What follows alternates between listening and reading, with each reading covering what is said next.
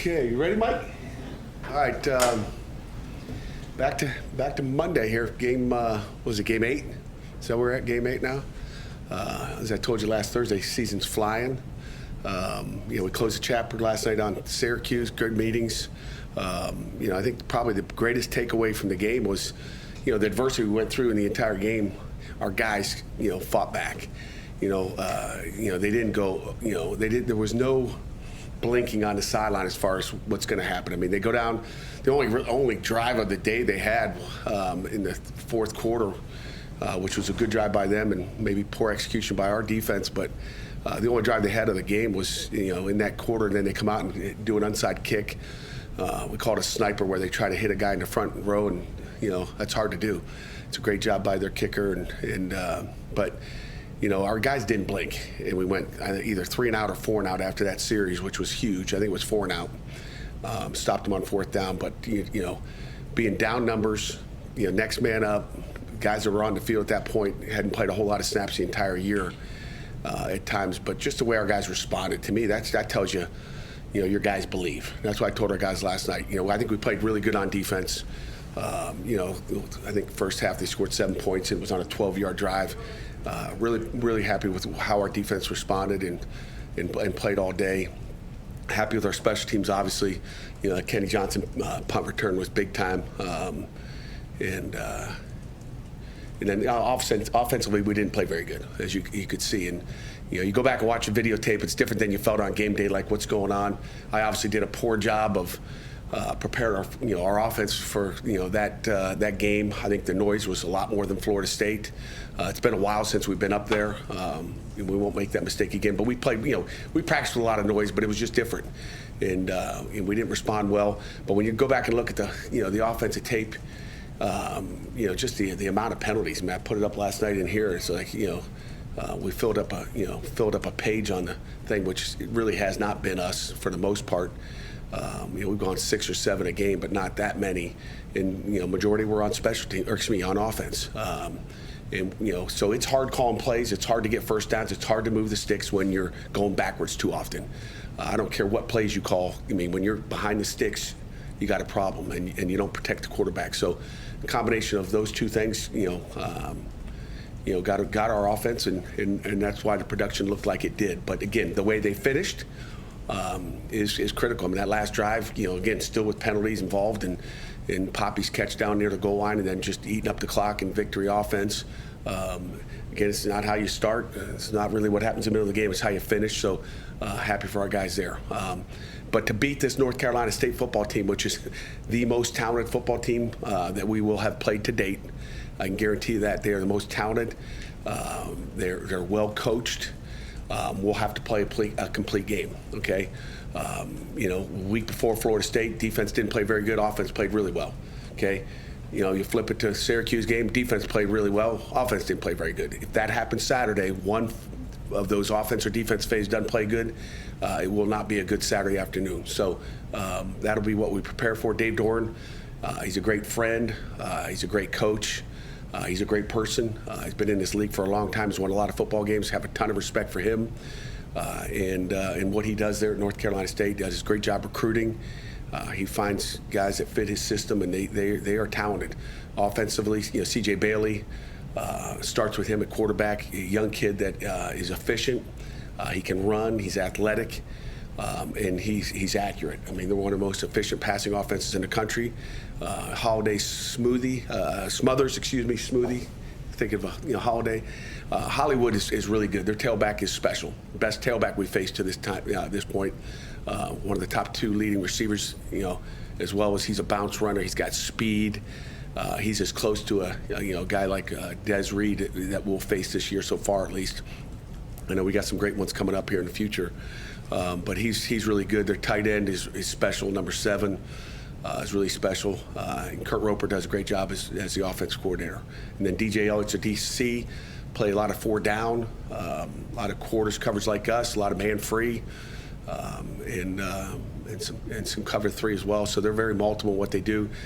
This will be the best set of defensive ends that we will have faced as well. The one defensive end, Harsh, I believe his name is, Sebastian Harsh is, and the clone is on the other side.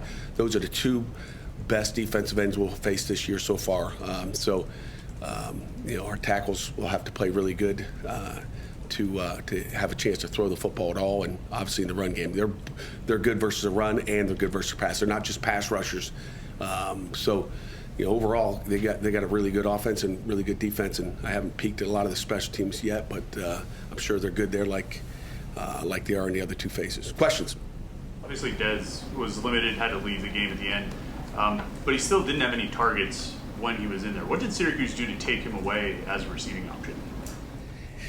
Nothing really. I think it's just, with the play count, I think he was only on the field for 23 plays, so he wasn't on the field a whole bunch. Obviously came in as a game time decision, and we didn't get him to, we wanted him to play more. But we also had the plan of if he plays of just, not abusing him, okay? We it's a long season. We feel good with those other tailbacks as well. As we've spoken, you saw Boosie go down that sideline on the one that got called back. He's special as well. So we just want to have Dez for a long period of time. Probably took too many snaps at Florida State, but gosh, you had to turn him loose. And we tried to be a little bit smarter because he didn't come out of that game as healthy as we wanted to. As I told you, he didn't practice on Tuesday, didn't practice on Wednesday. We just didn't want to get into the, and again, I mentioned it before the Florida State game, but we just don't want to get to the point where he goes back to where he was 4 weeks ago. And but he's special, and we just got to be smart with him. And again, I think the one time we had a target to him, Mason ended up scrambling away. He should have just thrown it to him, and they peeled on him and took it away. And I think we ended up getting sacked on that play, where Mason should just, he's going to make somebody miss in space, even if the defender's right there. I trust Zero with the ball in his hand.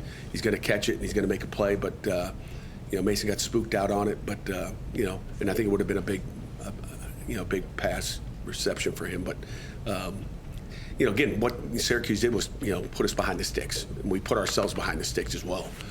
So we beat ourselves up on offense ourselves. It's what we did, not really as much of what they did schematically. Syracuse's pass rush hadn't been getting home very much this season. Then they get 7 sacks against you guys. After watching the tape, was there something that they did differently? No, it's something that we did differently. We didn't execute very well. Okay, we didn't execute very well, and I don't know if our guys were feeling themselves from the week before. That's kind of what I told them last night. I mean, defense, you played terrible against Florida State and you bowed up. Okay, offense, you played great against Florida State, and then you have a down game. And you know what? It's about consistency, and you can't think, oh, we're going to be okay, we're good, and we're going to walk into that game and just beat anybody. You better come to play. And I'm not saying they didn't come to play. We just didn't execute for whatever reason. I wish I could tell you exactly what it was, but we didn't execute. But the great thing is they're not going to not execute 2 weeks in a row. So they will be a lot better this weekend. We've got to keep our defense straight and make sure they can do it 2 weeks in a row. And that's my job as a head coach, to make sure that they're all not feeling too comfortable, too confident, that they think they can just put their helmets out there, and if they show up, they're gonna play well. It was more execution, and in all phases, not just the offensive line. I think Mason was responsible for 3 of those sacks, and he'll tell you that. So I mean, he's got to get rid of the ball. He's got to he's got to do what he's supposed to do, and that happens sometimes. He's still a young player on the road, and that was by far the noisiest place we had been in.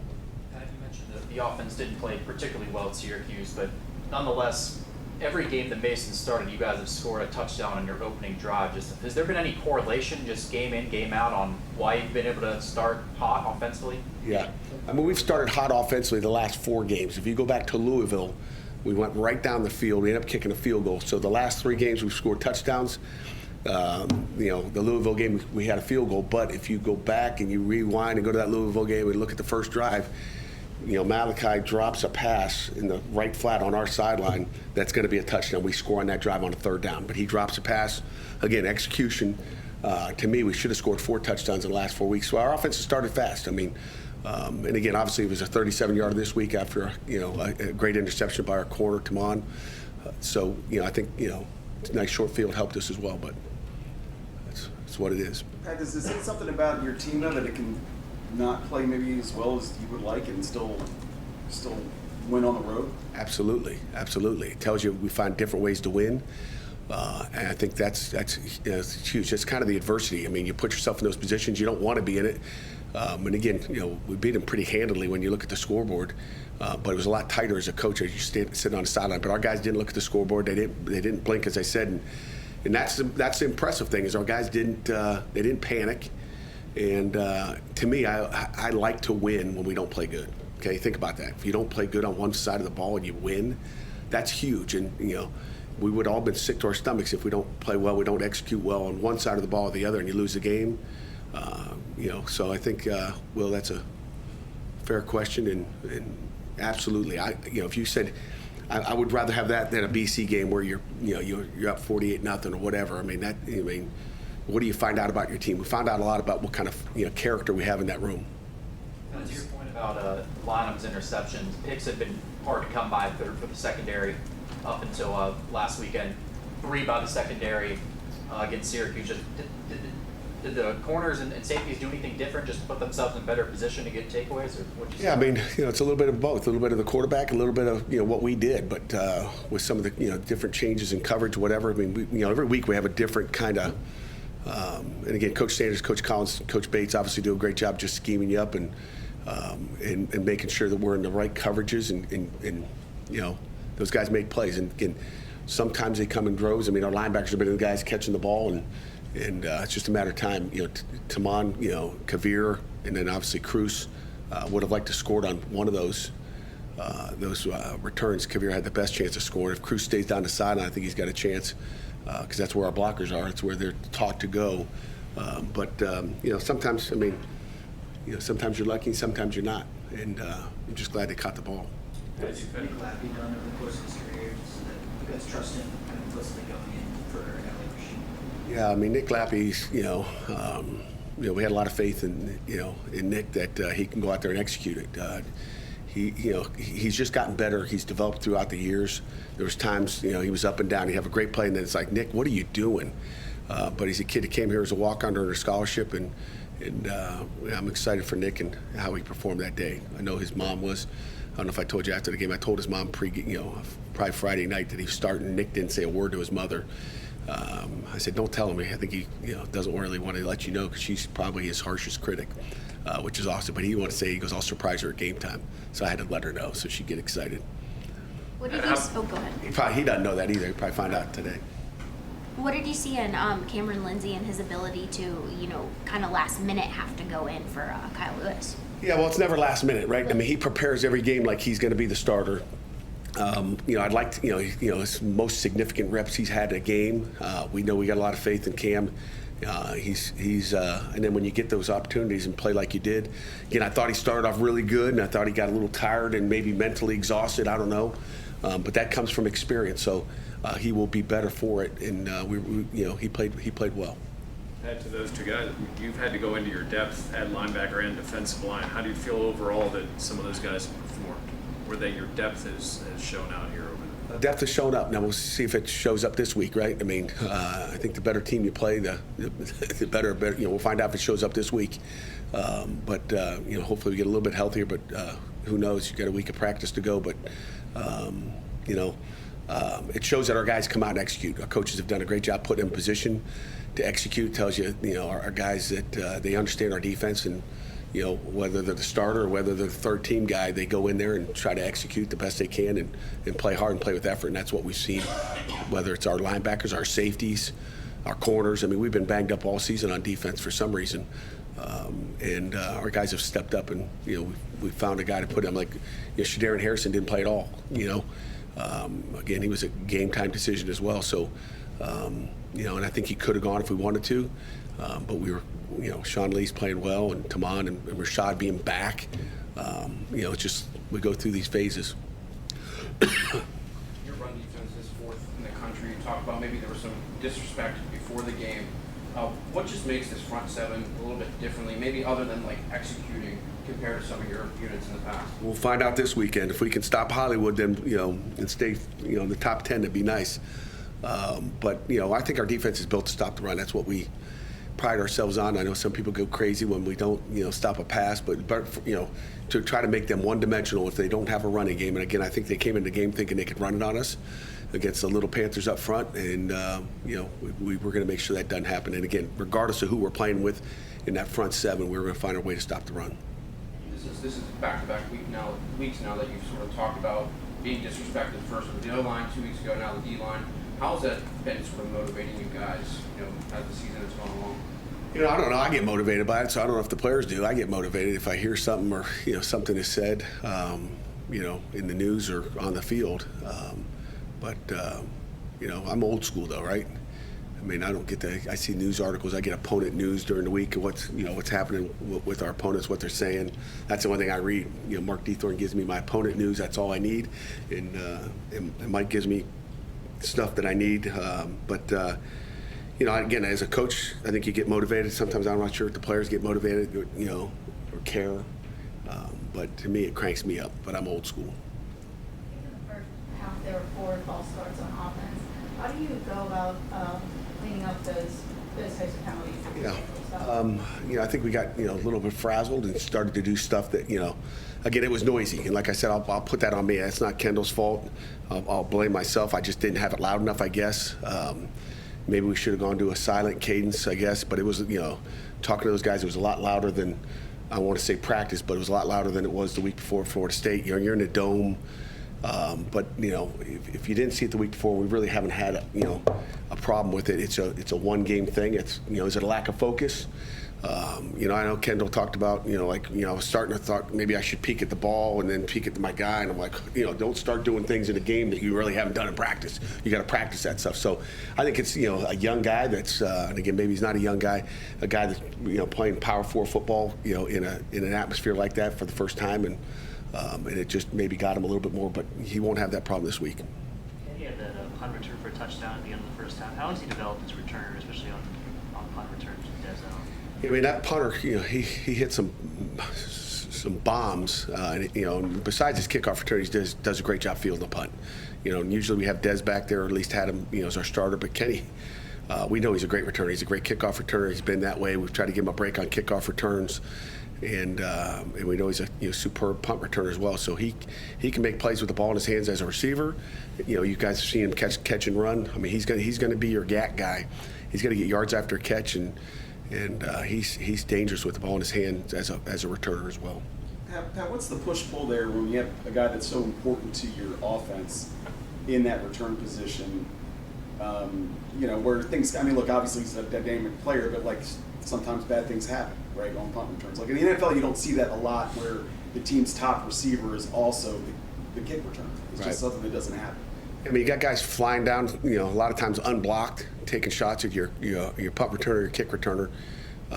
So, I mean, you got to be smart with it. And like you said, in the NFL, I don't get to watch much NFL, but, it makes sense that you got a specialist back there. That's what he does, and he gets paid to do that. So, if you feel comfortable having a guy back there, you got to go with it. And again, the most important one is punt returns, because you're going to have opportunities there, probably more than people that are kicking touchbacks.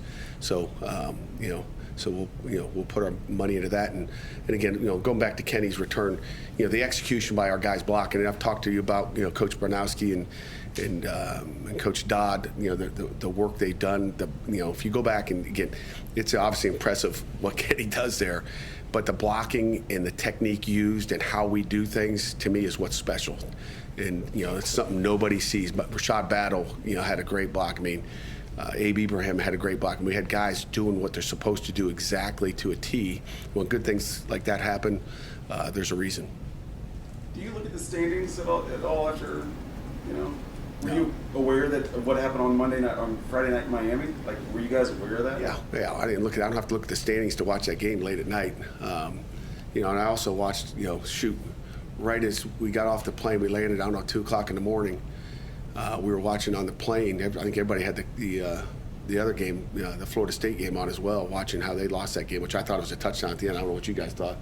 I can't believe they didn't call it a touchdown at the end, but I was shocked by that. I don't know how that's gone after the game, but but right as we landed, and the TVs on the plane went off, and we didn't get to really see how. But I had it on my dashboard on the way home on my iPad. I was able to watch the last part of that as I was driving down up 79 North. But right as Tommy got hit and taken out of the game with the targeting call, got to watch the other kid come in and finish that game off. But tough one. So I watch games. I watch football. I like to see what happens, but I don't look at the standings. But I know who's doing what. But the Miami game, again, anybody can beat anybody. You know that. I mean, who'd they play again? Was it Duke? Louisville. Louisville's a good football team. Shoot, we saw that. Now, again, we beat ourselves in that game, but it just tells you what kind of football team we have. It tells you what kind of team Louisville is going to be. And we know Miami is talented and a great football team that will bounce back. Well, I guess the reason I asked that because it looks like the league is kind of wide open again, right? Like there's a big cluster of y'all halfway through the season that have a shot to get to Charlotte, right? I mean, is that good for the league, or is that good, or in the area of the playoff? Is that maybe you're asking a football coach? If you ask all the analysts, it's bad. It's like nobody's good. It's like Miami's still really good. Georgia Tech's good. Miami's good. Louisville's good. To me, it makes it fun in the conference that everybody's got a chance. It's not Ohio State and everybody else. So I think it's a good thing. It's not just top heavy from top to bottom. The ACC, I've said this for 10 years now, is probably top to bottom the best conference in the country, and that's why, because there's good athletes, there's good depth, and anybody can win on any given day. You can go up to Syracuse and get your butt whooped. That's why it's so impressive that, after a big emotional win at Florida State, we were able to bounce back the next week and get another one on the road and not play great. So, it's a great conference. In honor of Jerry DePaulo, who's not here, did you lose anybody for the season? Because sometimes you forget, and on your way out you go, oh, by the way, so and so's done. Anybody that you got hurt on Saturday, are they done for the season? No. That's the good news. All right. Anything else, Jerry? All right, Jerry. You owe me lunch, Jerry. I asked it in a way that, was... Yeah. I'm going to tell you if somebody's out, or he's going to remind me. Because right. Usually I'll say, hey, I got to make sure I announce this or that. And I think one of you guys reminded me, but I forget. I would tell you.